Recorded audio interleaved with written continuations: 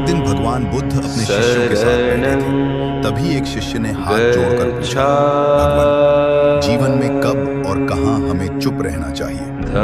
भगवान बुद्ध मुस्कुराए और बोले, हे भिक्षु, चुप रहना भी एक कला है।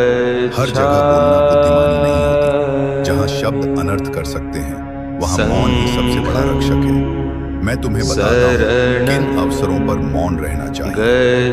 पहला, जब क्रोध आए, जब मन क्रोध से भर जाए, वाणी कड़वी होने लगे, उस समय कुछ न बोलो, क्योंकि गुस्से में निकला हर शब्द तीर बनकर दिल को घायल कर देता है। बुद्ध कहते हैं, क्रोध के समय मौन रहो, वही सबसे बड़ी जीत है। दूसरा, अज्ञानी के सामने, जहां सामने वाला तर्क सुनने को तैयार न हो, जहां बुद्धि के बदले अहंकार बोलता हो, वहां चुप रहना ही अच्छा है। बुद्ध बोले, मूर्ख से वाद विवाद करना अंधे को रंग समझाने जैसा है।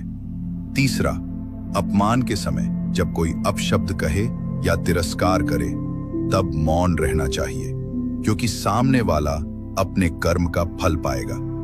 बुद्ध ने कहा, जो अपमान सहकर भी शांत रहे, वो सच्चा वीर है। चौथा, किसी का भेद न खोलने के लिए जहां कोई गुप्त बात बताई जाए या किसी की निजता हो, वहां वाणी को रोकना ही सच्ची मित्रता है। बुद्ध कहते हैं, जिसे मौन रखना आता है, वही विश्वास का पात्र है।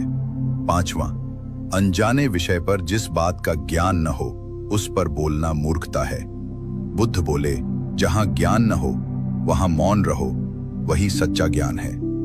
छठा, विवाद की स्थिति में जहां बात बात पर झगड़ा बढ़ने लगे, जहां वाद विवाद का कोई अंत न हो, वहां चुप रहना ही सबसे समझदारी है। बुद्ध कहते हैं, जहां शब्द शांति छीन ले, वहां मौन सुख देता है।